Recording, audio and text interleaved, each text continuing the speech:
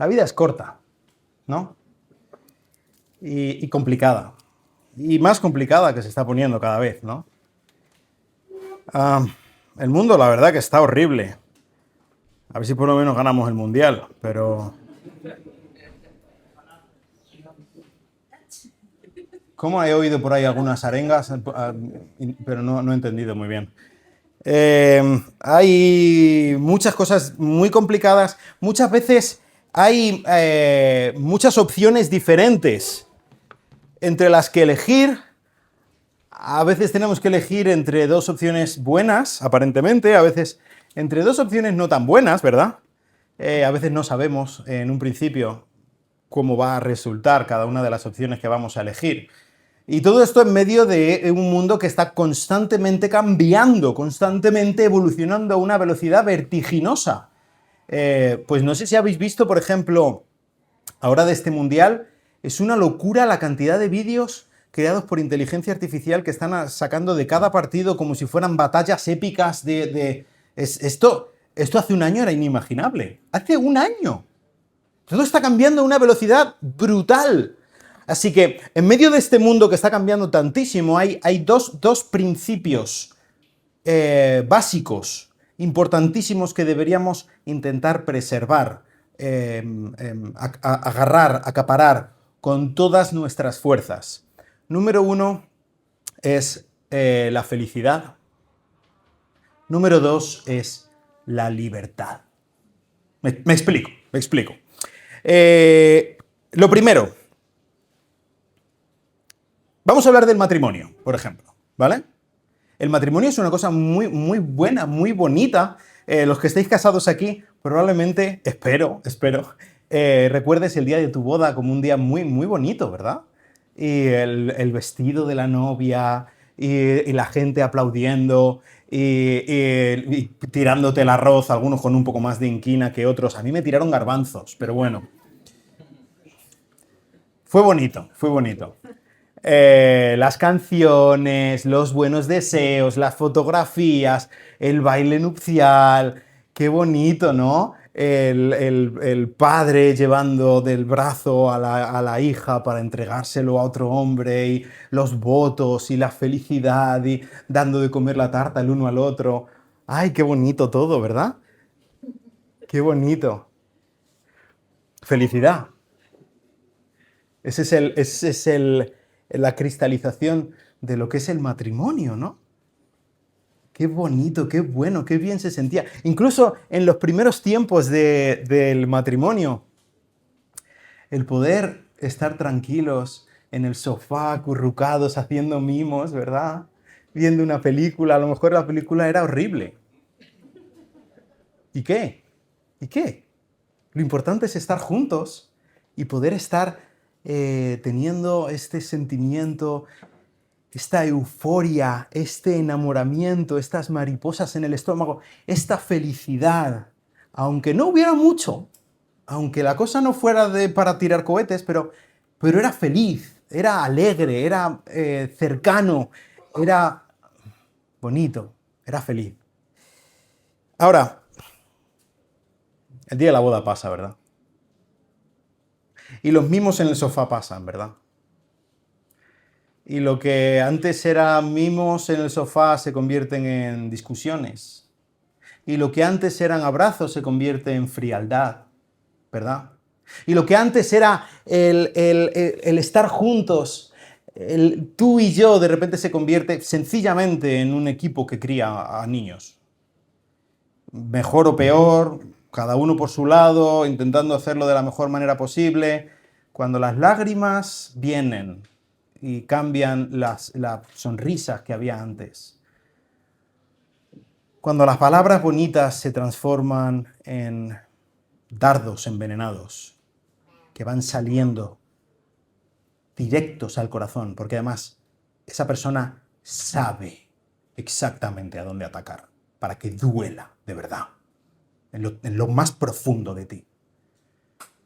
Cuando la felicidad empieza a desvanecerse y lo que prometía ese bellísimo día de flores se esfuma y desaparece, te queda la libertad. Te queda la libertad de decir, yo no firmé para esto. Esto no estaba en el contrato.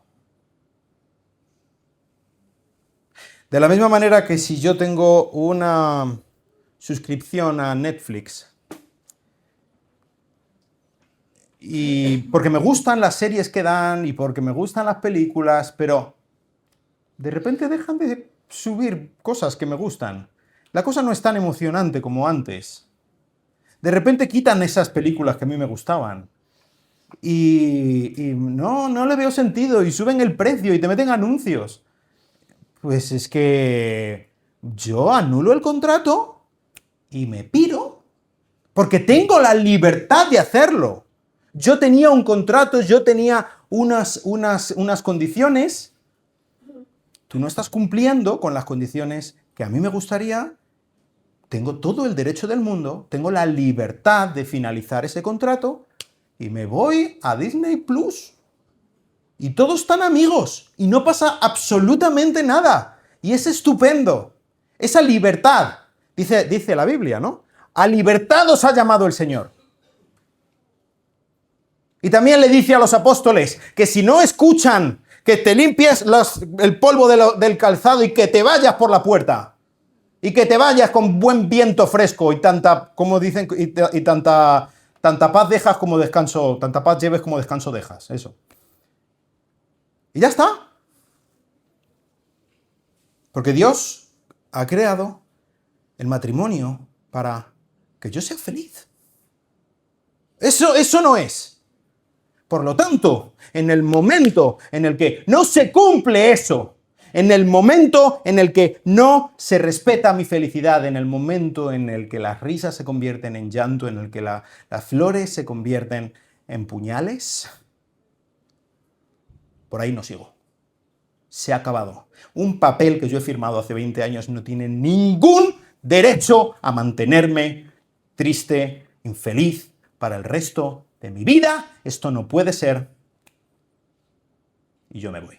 Cancelo la suscripción y se acabó. Porque la meta de mi matrimonio es mi felicidad. ¡Paparruchas! Totalmente. Todo lo que acabo de decir es una mentira detrás de otra. Y esta es una mentira especialmente peligrosa. Todos los que, al menos, sí, todos los que estamos casados, en algún momento no solamente la hemos escuchado, sino la hemos creído. En un sentido o en otro. Esta mentira es especialmente peligrosa porque además ataca en el momento en el que eres más vulnerable y en el momento en el que más necesitas escuchar algo así. Y en ese momento se filtra y entra hasta el sótano, hasta los cimientos, hasta la misma base del edificio de tu vida. Y lo que tú piensas en un principio que es un salvavidas que viene para que en el momento en el que tú te estás hundiendo puedas agarrarte y te mantenga a flote, realmente es una piedra de molino que viene a anclarse a tu cuello y a llevarte directamente al fondo del mar. Así que estas son las mentiras. Esta es la mentira que creemos. Ahora vamos a ver la verdad que ignoramos. Pero antes vamos a orar. Padre, te doy muchas gracias por tu palabra, te doy muchas gracias por tu diseño, te doy muchas gracias porque tú eres el que tiene la verdad, el que tiene la autoridad. Y pues, aunque todo el mundo se equivoque y que tú tengas la razón, Señor. Esa es nuestra intención. Ayúdanos a buscar la verdad. Ayúdanos a desgranar esta mentira que creemos en nuestra vida, que destruye nuestra vida y nuestro matrimonio, y ayúdanos a hallar la preciosa verdad que tú tienes para nosotros en esta mañana, Señor. Ayúdanos a amarte a ti y amar a nuestro cónyuge. Te lo pedimos en el nombre de Cristo. Amén. Este es el principio, básicamente, este es el principio del matrimonio hoy en día, ¿no? Tú tienes una suscripción a Netflix, como estábamos diciendo, ¿verdad? Tú pagas con tu tiempo, con tu dinero, con tu cariño, con tu esfuerzo, con tu perdón, con tus buenas palabras, con tus mimos, con tus abrazos, con tus buenos sentimientos, ¿no? Así que tú recibes felicidad. Y es muy feliz, y es muy bonito. Y esa luna de miel, y ese viaje a Viena, y esa cosa, uy, qué bonito todo, y las flores, y el sentimiento, y las endorfinas. Qué bonito, ¿verdad? Ahora, ¿qué pasa cuando falla el servicio?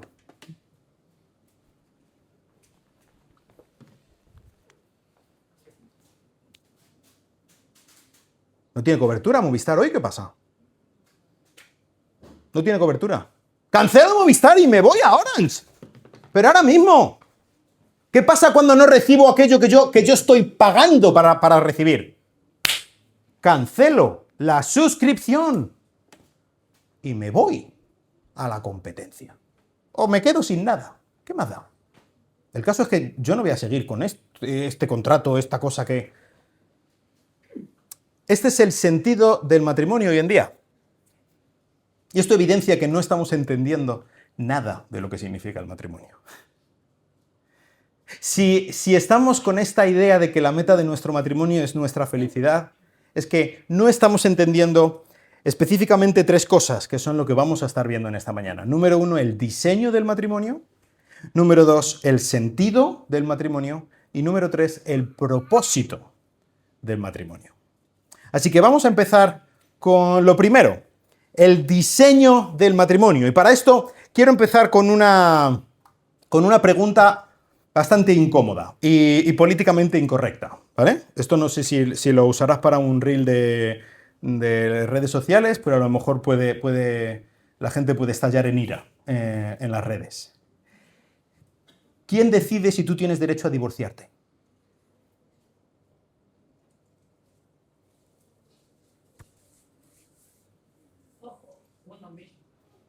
¿Tú lo decides, Trini? ¿Quién lo decide? ¿Tienes tu derecho a divorciarte mañana por la mañana? Hoy no están abiertos los juzgados, mañana por la mañana. ¿Tienes tu derecho a ir y... Pues claro. Claro que puedes. Obviamente tú puedes. ¿Tienes derecho... ¿Tengo derecho yo a mañana ir y divorciarme? ¿Tengo derecho? Sí, sí. O una pregunta quizá aún más profunda que va por ahí. ¿Quién ha diseñado el matrimonio? ¿Quién tiene la patente del matrimonio? Génesis capítulo 1, dice versículo 26. Génesis capítulo 1, versículo 26 y siguientes dice, y dijo Dios, hagamos al hombre a nuestra imagen, conforme a nuestra semejanza, y ejerza dominio sobre los peces del mar, etcétera, etcétera, etcétera. Versículo 27, creó pues Dios al hombre a imagen suya, a imagen de Dios lo creó, varón y hembra los creó, y los bendijo, y les dijo, sed fecundos y multiplicaos, y llenad la tierra y sojuzgadla, ejerced dominio sobre los peces del mar, etcétera, etcétera. ¿Quién es el que creó esta cosa llamada matrimonio? Dios. ¿Quieres más pruebas? Capítulo 2, versículo 24. Por tanto, después de haber creado Dios a Adán y a Eva de la costilla de Adán, ¿verdad? Por tanto, dejará el hombre a su padre y a su madre y se unirá a su mujer y serán una sola carne. ¿De quién es la idea del matrimonio? ¿Quién ha creado el matrimonio? Dios. Y hay un principio básico, hay un principio lógico, fundamental. La propiedad determina la autoridad. Me explico. Dios ha creado el matrimonio. Por lo tanto, ¿de quién es el matrimonio? ¿A quién le pertenece la institución del matrimonio? A Dios. Por lo tanto, si Él tiene la propiedad, ¿Quién tiene la autoridad sobre el matrimonio? Es así. Si Dios es el que ha creado el matrimonio, Él es el que tiene el derecho a decidir qué es matrimonio, qué no es matrimonio y las condiciones del matrimonio, ¿no? Si no te gusta cuáles son las condiciones que Dios ha puesto para el matrimonio, puedes inventar otra cosa. Pero el matrimonio es un invento de Dios, Él lo ha creado, Él ha puesto las condiciones y nadie que no sea Él tiene derecho a cambiar esas reglas de juego. Es Él el que lo ha hecho, es Él quien tiene la autoridad última. Si fuera un invento humano, podríamos redefinirlo. Y la verdad es que hay básicamente tres maneras en las que podemos entender el matrimonio.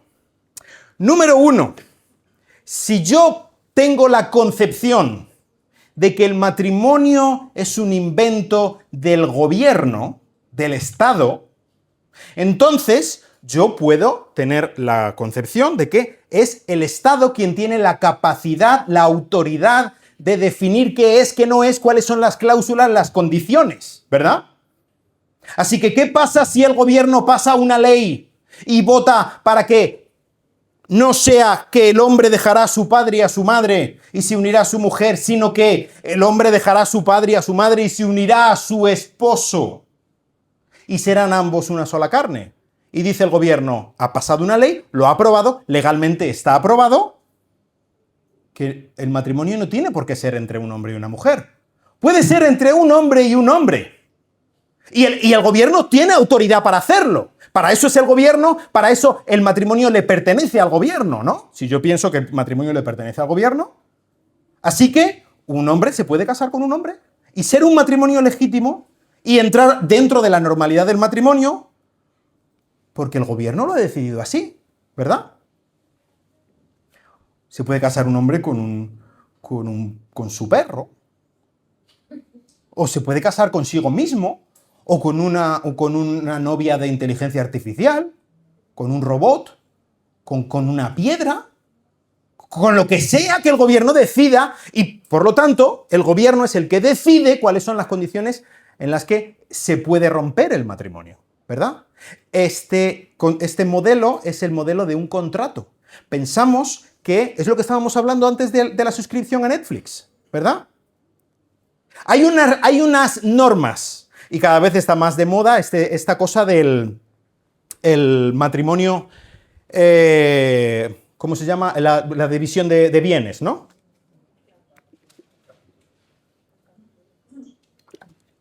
¿Qué pasa con la división de bienes? Se basa en la desconfianza. Por lo tanto, yo desconfío de Rebeca. Y yo tengo que protegerme de ella. Y yo vengo con mis cosas, con mis bienes, con mis propiedades, con mis dineros y con mis historias, y ella viene con las suyas, y yo no me fío de qué va a pasar. Hombre, con razón, en cualquier momento se acaba el amor, que decía Rocío Jurado, ¿no? Se nos acabó el amor de tanto usarlo. ¿Pasa eso en cualquier momento? Yo tengo que tener las espaldas cubiertas. A ver, si me va a venir esta señora aquí encima a quitarme todo lo que tengo y a dejarme como están las leyes ahora mismo que siempre le dan la razón a las mujeres. Me quedo yo con los niños y ella con el dinero. ¿Esto qué es? Yo tengo que protegerme. Así que vamos a poner bien claras las condiciones desde un principio. Este modelo está detrás del 80% de los divorcios hoy en día. Más aún, la cosa ahora mismo, creo que fue en el 2005, entró la ley del divorcio express. Tú no necesitas ninguna razón para divorciarte. Hace mal las lentejas. Me puedo divorciar. Solamente tiene que haber pasado más de 90 días desde la boda. Ya está. No hace falta ni pasar un periodo de separación, ni pensar en nada, ni siquiera dar ninguna razón, que ha sido infiel, que me quiero divorciar y, pues firma aquí, ya está. Y te divorcias. Porque ya no hay felicidad. Ya está. Me divorcio y voy a otra cosa. Es un contrato. Yo firmé aquí para que tú me dieras felicidad. ¿Tú no me das felicidad? ¿Se han cumplido las normas? Tú por tu lado, yo por el mío, y tan amigos, ¿no? Ya está. La segunda manera en que podemos entender el matrimonio es como un sacramento. Si el contrato es la modalidad que está de moda hoy en día, la inmensa mayoría de la gente tiene este pensamiento de que el matrimonio es un contrato. Si nos vamos hace 50 años, por ejemplo, te digo, igual en España que en el país de donde tú vengas, la mentalidad general era que el matrimonio visto como un sacramento. ¿Cuál es la idea que está detrás de esto de que el matrimonio es un sacramento? Pues el pensar que es la Iglesia quien tiene la autoridad sobre el matrimonio. No es el Estado, es la Iglesia. Bien, vamos mejor, ¿no? ¿Estábamos mejor antes? Bueno, no necesariamente. Porque cuando hablamos del sacramento, obviamente es una mentalidad muy asociada a la Iglesia católico-romana, ¿verdad? Y esta visión sacramentalista, incluso se tenía el matrimonio como uno de los medios de salvación. Es un medio de gracia, un medio por el cual un sacramento es un canal por medio del cual Dios transmite su gracia. O sea, estaba incluso enlazado a la salvación, el matrimonio.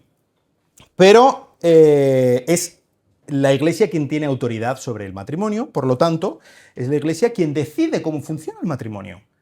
Y si tú vienes a mí, oye, pastor, me quiero divorciar, y yo por un módico precio, pues voy y te divorcio. Y si a mí me parece bien que tú te puedas casar con 2 hombres, pues lo mismo. Pásame un sobre por debajo de la mesa y ya está.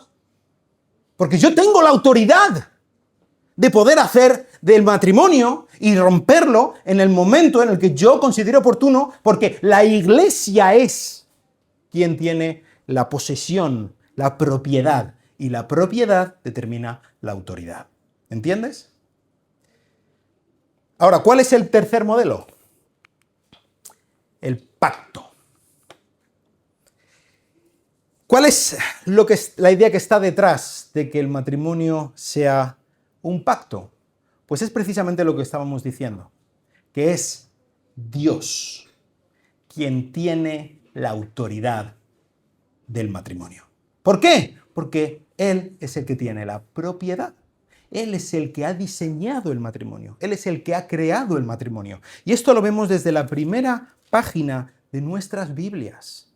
Dios es el diseñador. Él tiene la patente. Él tiene la autoridad. Y nadie puede redefinir lo que Él ya ha definido. Jesús dijo, haciendo mención a Génesis 2:24, lo que Dios ha unido, que no lo separe el hombre. Esto es así. ¿Qué significa que sea un pacto? Bueno, dice Malaquías, capítulo 2, versículo 24, hablando de la esposa, habla de ella como tu compañera y la mujer de tu pacto. Un pacto en la Biblia es una palabra muy seria, ¿eh?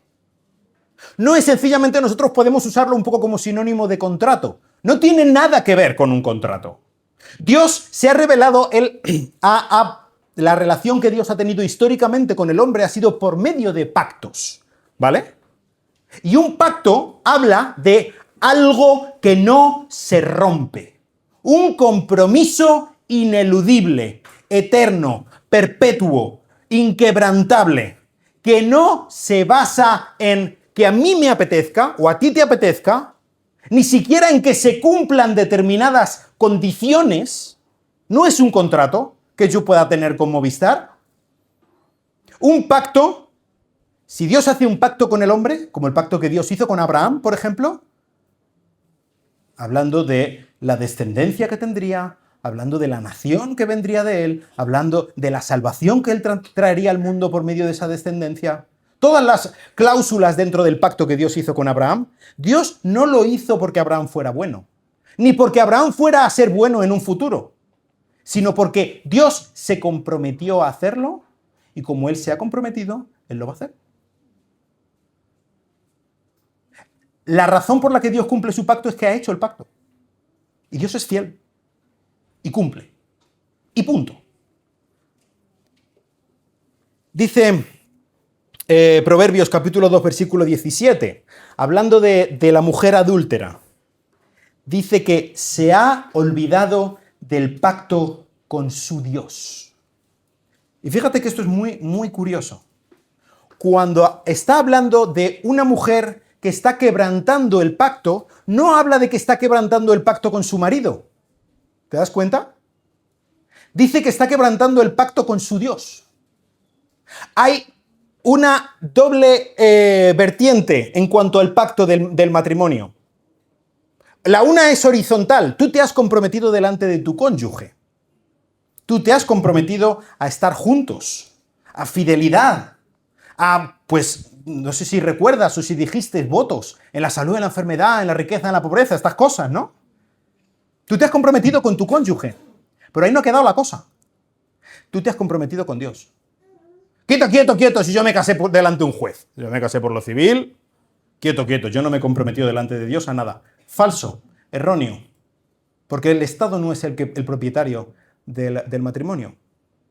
A lo mejor has tenido una boda musulmana, o budista, o atea. Da igual. Dios ha creado el matrimonio. Tu boda es un pacto con Dios. Y esto también hay veces que me viene gente y no lo veo como malo, ¿vale? Si algunos de vosotros que me lo habéis dicho, no lo veo como malo que quieres renovar los votos delante de Dios, porque no tuviste una boda religiosa o delante de Dios, entonces quieres hacerlo de otra manera. Me parece muy bien, pero eso no quiere decir que tu boda anterior fuera inválida. Tú te has casado, te has casado. Y delante de Dios te has casado. No necesitas una ceremonia particular. Porque cualquier pacto matrimonial es un pacto delante de Dios, porque Dios es el creador del matrimonio.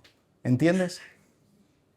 Y este pacto no se puede romper sencillamente porque se ha acabado la felicidad.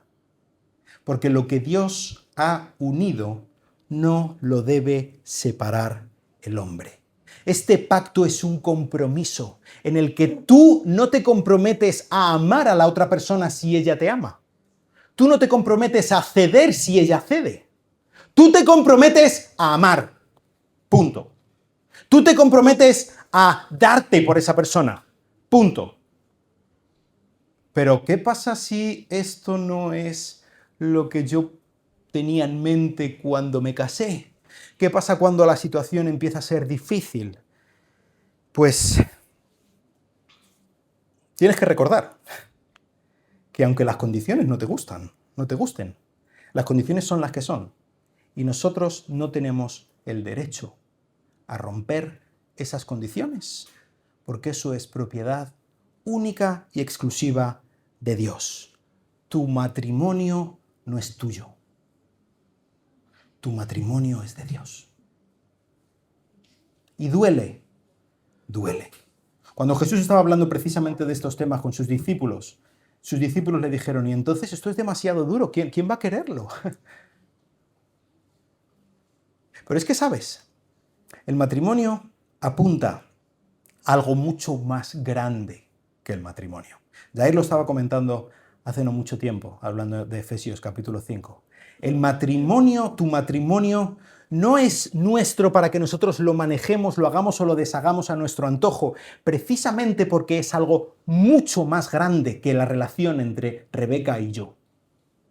Apunta a algo eternamente, y quizá esto te pueda sorprender diciendo, uy, aquí estamos en un contexto religioso, ¿deberíamos defender el matrimonio como lo más importante del mundo? No. Hay algo infinitamente, no digo un poco, así 3/4, no, infinitamente más grande que nuestro matrimonio. Y es precisamente hacia donde apunta el matrimonio, el sentido del matrimonio. Efesios capítulo 5. Vamos a repasar un poco el texto que estuvimos viendo hace poco, repito, con Jair. Dice el capítulo 5 de Efesios.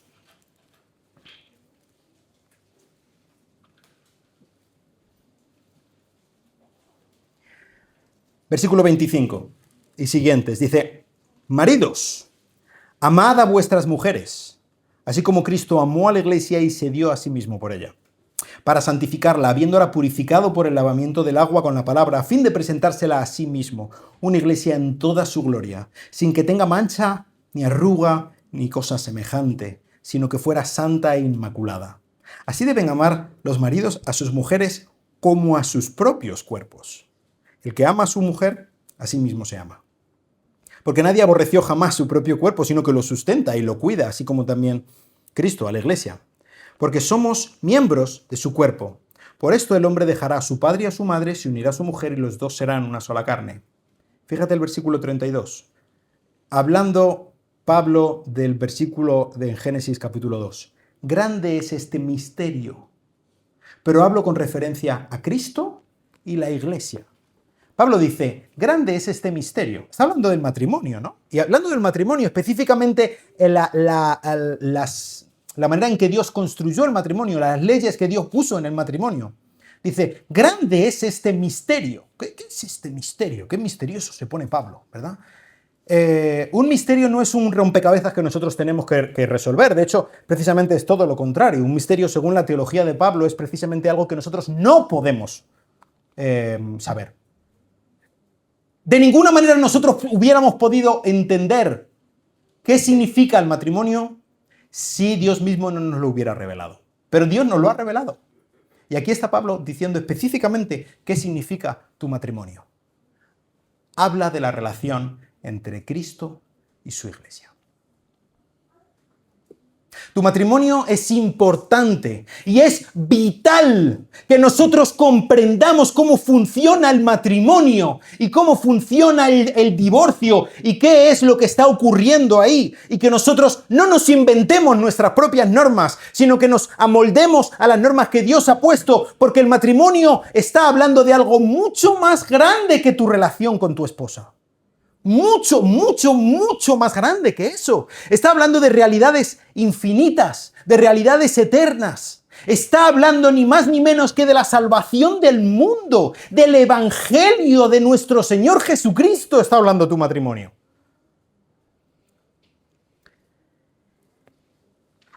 Y no solamente eso, Cuando estábamos viendo en Génesis capítulo 2, cuando dice, por tanto el hombre dejará a su padre y a su madre, el que cita a Pablo y cita a Jesús, y se unirá a su mujer y serán una sola carne. Esta palabra, una, la palabra en hebreo para una es ejad, ¿vale? ¿Y por qué me dice esto? Ejad. Hay muchas palabras en el hebreo, hay varias palabras, tampoco muchísimas, pero vamos, hay varias palabras para hablar de la unidad en el hebreo. Pero Dios específicamente, Moisés específicamente, por medio de la inspiración divina, escoge ejad. ¿Sabes dónde encontramos también la palabra ejad? En el credo máximo de los hebreos, Deuteronomio capítulo 6, versículo 4, el famoso Shema. Escucha, Israel, el Señor, tu Dios, Yahweh, tu Dios, Yahweh es uno. Está hablando del monoteísmo, ¿verdad? Sí, pero está hablando de más. Está hablando, cuando dice que el Señor es uno, el Señor es ejad. El Señor es uno en el mismo sentido en que el matrimonio es uno. ¿Entiendes? Dios no necesitó crear para empezar a amar. Su misma naturaleza es amor. Esto es algo que no pueden decir, por ejemplo, los musulmanes. Allah, ¿a quién amaba Allah antes de crear? A nadie, porque estaba él solo. Y la eternidad pasada se la pasó él solo, según lo que piensan los musulmanes, ¿no? Nuestro Dios no. Nuestro Dios es trino. Padre, Hijo y Espíritu Santo. Y están unidos en una relación de amor eterno, de amor perfecto. Una relación de amor tan cercana que solo se puede describir diciendo que son uno. ¿Entiendes? Diferentes personas unidas con un vínculo de amor irrompible, traen vida al mundo. Eso es la Trinidad. Eso es tu matrimonio. ¿Ves el paralelismo? ¿Ves el mensaje tan poderoso que Dios tiene por medio del matrimonio? Que nosotros podemos entender la majestad, la preciosidad de la unidad de nuestro 3 veces santo Dios por medio de la relación que tengo con mi esposa. ¿Qué mensaje estaría predicando acerca de la Trinidad si a la primera de cambio o a la tercera de cambio, vamos a ponernos un poco más generosos, yo estoy pensando en romper ese vínculo? ¿Ese es el amor perfecto y eterno que Dios tiene? ¿Estoy yo predicando un mensaje, un sermón, un evangelio correcto si yo estoy menospreciando el matrimonio? Piensa en lo que decía Pablo en Efesios. La relación entre Cristo y su iglesia. ¿Cómo sería la relación entre Cristo y su iglesia si Cristo tuviera el mismo concepto de compromiso que tengo yo muchas veces con mi esposa? ¿Y qué tengo? A lo mejor piensas, y entonces, ¿qué es lo que tengo que hacer qué es lo que tiene que pasar para divorciarme? A ver. Venga, vamos a ver. Si Dios es el que pone las normas, dime qué es lo que tiene que pasar qué es lo que tiene que hacer mi esposa para que yo pueda divorciarme de ella. ¿Tú te imaginas a Cristo preguntándose eso en el Getsemaní? Vamos a ver hasta qué punto tiene que caer Miguel Ángel para que yo no vaya a morir por él. Pablo dice, Romanos capítulo 5, versículo 8. Él escogió amarnos cuando nosotros éramos bellísimas personas. ¿Verdad? Y estaba totalmente enamorado de nosotros porque es que, ¡ay, qué ojos! ¡Ay, qué mirada, madre mía! ¡Ay, qué figura esbelta! Y qué bien me trata. Cuando éramos enemigos, dice. Cuando éramos pecadores, Cristo murió por nosotros. Cuando no lo merecíamos, porque no lo merecíamos, Él decidió darse a sí mismo porque nosotros no había ni por dónde cogernos. Y a lo mejor tú piensas eso exactamente de tu marido, de tu esposa. Es que no hay ni por dónde cogerlo. Cristo nos amó porque Él es amor. Porque Él se comprometió a amarnos. Y Él se dio a sí mismo. Y Él sufrió hasta la última gota de su sangre. Lo dio absolutamente todo por alguien que no lo merecía. Y puede ser que tú sientas que tu esposo o tu esposa no merece que tú sigas luchando por él o por ella. Vale, estás empezando a entender lo que significa el Evangelio. Dios está pintando un cuadro de lo que es la gracia de Dios. Y te está poniendo a ti dentro de ese cuadro para que lo vivas, para que lo entiendas.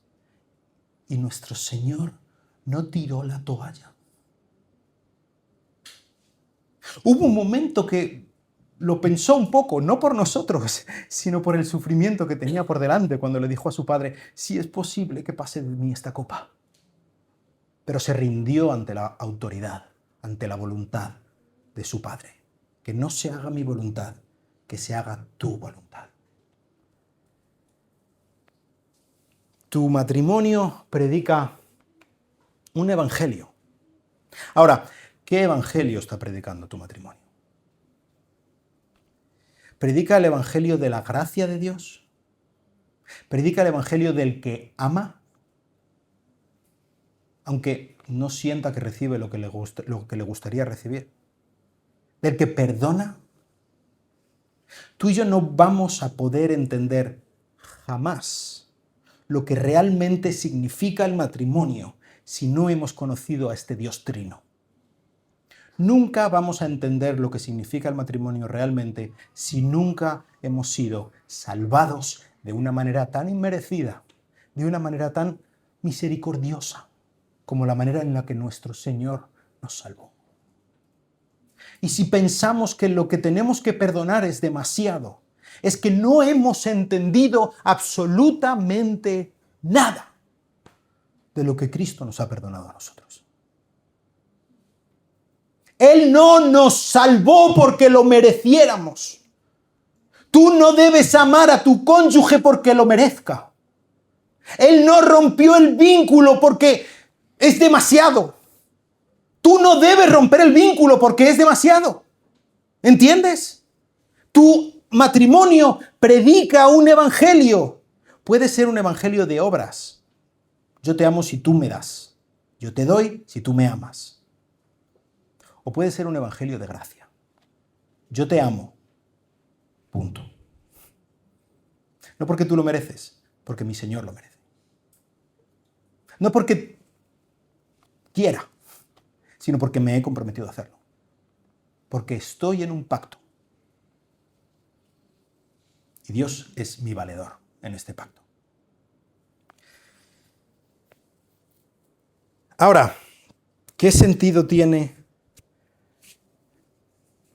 A lo mejor piensas, estar metido en un matrimonio, ¿Dios realmente quiere que yo esté pasando tanta desdicha, estando metido en este matrimonio con este engendro del mal, que nada más que hace hacerme sufrir? ¿De verdad eso es lo que Dios quiere para mí? ¿Dios es tan masoquista? ¿Sádico? Pues no. La cosa es que no estamos entendiendo para nada cuál es el propósito del matrimonio. Y es que el propósito del matrimonio, nosotros pensamos que es nuestra felicidad. Pensamos que Dios, la máxima que Dios tiene para nuestras vidas, la podemos resumir en la palabra felicidad. ¿Verdad? ¿Por qué? Porque eso es lo que yo quiero para mí. Entonces, yo supongo que, claro, si Dios me ama, Él querrá lo mismo para mí que yo quiero para mí. No. ¿A Dios le da igual tu felicidad? No, no le da igual tu felicidad, pero hay algo que le importa mucho más. Muchísimo más. Su meta es tu santidad. Y Él usará cualquier instrumento, el que sea, para llevarte más cerca de Cristo, para que seas más como Él. Y a veces duele, muchas veces duele. Pero también duele entrenar, ¿verdad? Para poder ser más fuerte. Eso es lo que es muchas veces el sufrimiento. Un entrenamiento. Y si nosotros pasamos de lo que Dios quiere para nosotros y enfocamos nuestra vida y nuestro matrimonio en intentar buscar la felicidad, en atrapar ese sentimiento, ese deseo de realización, esa completud que yo quería que me trajera mi cónyuge cuando me casé, entonces ni vamos a tener santidad, ni vamos a tener felicidad. Pero si estamos buscando la manera que Dios tiene para nosotros, entonces tendremos las dos. Porque Dios tiene un plan perfecto, mucho más grande que el que nosotros podamos tener. Fíjate, volvamos al principio, volvamos a Génesis capítulo 2. Recordad que Dios creó a Adán y le tuvo un tiempo él solo, no estaba Eva, ¿verdad? ¿Cuál es la tarea, la faena que tuvo Adán en ese tiempo? Pues Dios le trajo a todos los animales y Adán estuvo poniendo nombres a los animales. ¿Os acordáis? Entonces, ahí estaba, fíjate la situación de Adán en este momento. En este momento Adán tenía, por encima de él, tenía a Dios, ¿verdad? Y tenía una relación con él. Y dice después en el capítulo 3 que se daban paseos juntos y tal. O sea, tenían una relación con Dios de una manera que probablemente nosotros nunca hemos experimentado a día de hoy. No, probablemente no, que yo no me he dado ningún paseo con Dios todavía. Pero había más seres, ¿verdad? Había perros, y había jirafas, rinocerontes, moscas de la fruta. Había diferentes tipos de animales y Adán le fue poniendo los nombres a cada animal. ¿Tenía alguien encima? Dios. ¿Tenía alguien debajo? Los animales. Pero entonces dice, no, Dios, no es bueno que el hombre esté solo. Y estaba solo. Ya en otra paparrucha hablamos de esto, ¿verdad? De no estar, de que solamente con Dios es estar solo. ¿Por qué? Dice, le voy a crear una ayuda idónea. Esta palabra, ayuda idónea, etzer kenegdo. Etzer es un aliado, digamos, militar, ¿vale? Es alguien que está ahí para luchar contigo. Pero kenegdo, literalmente es una conjunción, una unión de varias palabras que significa a la par. Literalmente que te mira a los ojos, ¿vale? ¿Qué significa esto? Dios creó a un aliado, pero a un aliado que está al mismo rango, que ve exactamente dónde está tu punto débil, es capaz de identificarlo y está a tu mismo nivel, con la autoridad suficiente como para decir, eso está mal. No es un agradador, ¿no? Como se dice, un aplaudidor. ¡Ole, qué bien lo haces todo! ¡Qué bien, eres un máquina! No. Es alguien que tiene la capacidad de ver tu punto débil y la autoridad para poner el dedo donde duele. Realmente donde duele. Y es que Dios ha creado el matrimonio no sencillamente para que estemos calentitos y a gusto haciéndonos mimos en el sofá, sino como un mecanismo de fricción. Alguien que ve dónde está el error, que dice dónde está el error, a veces no de la mejor manera posible, que señala dónde está el error, y eso toca en lo profundo de nuestro ego, ¿verdad? Yo soy un conductor excelente. Te lo digo de verdad, no es por chulear ni nada. Hasta que está Rebeca de copiloto. En ese momento dejo de ser tan buen conductor. ¿Por qué?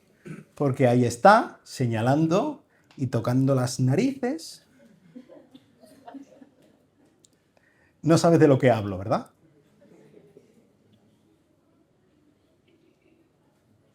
Y eso está bien. Dios ha puesto a una compañera, a un compañero a tu lado. Y aunque a veces duele, y aunque a veces no sea de la mejor manera posible, y podías decirlo así un poco de esta manera, pero la realidad es que hay tantas cosas que Dios ha cambiado en mi vida y que han dolido tanto, pero ha sido para tanto bien, por medio de lo que Rebeca ha estado ahí, como este mecanismo de fricción, como este tallador con el cincel que está dando y duele cuando se rompe la roca, y duele, pero el resultado en las manos del gran Dios es espectacular. Y la solución ante el dolor no es salir corriendo. ¿Sabes? Hay un estudio. Te iba a citar la fuente, pero a ver dónde está. Bueno, ya si te interesa me lo preguntas. Un estudio que se hizo, un estudio masivo, muy grande, con muchos matrimonios, de aquellas personas que habían dicho al principio que su matrimonio era malo o muy malo, el 86% de las personas que soportaron durante 5 años dentro de su matrimonio, trabajando en su matrimonio, ¿vale? No tirándose piedras 5 años, ¿vale? Que conozco casos de esos, intentando invertir en su matrimonio y perdonar, intentando hacer las cosas bien, el 86% después dicen que su matrimonio es bueno o muy bueno. De hecho, los mayores niveles de satisfacción dentro de los matrimonios están en aquellos que han pasado por ese valle de sombra de muerte en su matrimonio. Y a pesar de eso, han permanecido juntos. El plan de Dios a lo mejor cuesta cuando lo ves en un principio. Y cuando en medio de la tormenta alguien te dice, lo siento, estás atrapado con ese señor para toda la vida. No es idea mía, es de Dios. Cuesta y duele. Y no es lo que queremos oír. Pero escucha, Dios tiene un buen plan. Dios tiene un plan perfecto. Él es el diseñador y Él no ha diseñado el matrimonio para ir en contra de ti. Él ha diseñado el matrimonio para bendecirte. Él es mucho más sabio que tú. Él sabe el final del camino mucho mejor que tú, o que tu cuñado, o que tu amigo que te está aconsejando esta cosa o la otra. Haz caso a Dios. Y quiero terminar un poco atacando al corazón de esta mentira. Hollywood nos ha enseñado que tu cónyuge te completa. Que Él es de quien depende tu salvación. Él es a quien tienes que agarrarte en las tormentas. Él es el que llenará tus vacíos, es tu media naranja. Y esto es una paparrucha como la copa de un pino. Es mentira. O como la Biblia lo llama, es idolatría. Tu Salvador no es tu marido. Tu Salvador no es tu esposa.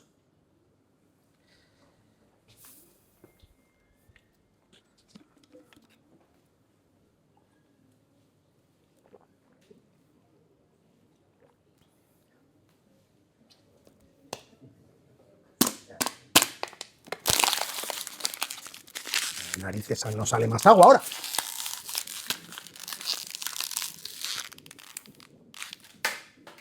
Basura de botellas, no da más agua, mira que la he estrujado. ¿Puedo yo sacar más agua de esa botella? No. Lo único que puedo hacer es romperla, enfadarme con ella, pensarme que es la causa de mi sed. Pero nunca me va a dar más agua, porque la botella no fue diseñada para darme todo el agua que yo quiera. Si yo no lleno esa botella da lo que da. Y muchas veces lo que estamos intentando es llenar nuestra vida, que nuestra vida se complete, que lo que nosotros necesitemos nos lo dé nuestro cónyuge. Y no puede. A lo mejor tu marido o tu mujer es hijo de Dios por la gracia de Cristo. A lo mejor pone su confianza en Cristo, está intentando hacerlo lo mejor posible, pero su corazón sigue estando inclinado hacia el mal. Él necesita un Salvador igual que tú. No puedes exigirle que te dé lo que no puede darte. Lo único que va a ocurrir si tú te piensas que tu Salvador es tu cónyuge es que vas a dañar a tu cónyuge. Vas a imponerle una carga demasiado pesada para él porque no puede siquiera llevar su salvación. ¿Cómo va a llevar la tuya? Vas a destruirlo. Te vas a enfadar con él porque vas a pensar que es la causa de tu insatisfacción y de tu dolor y de tu desdicha.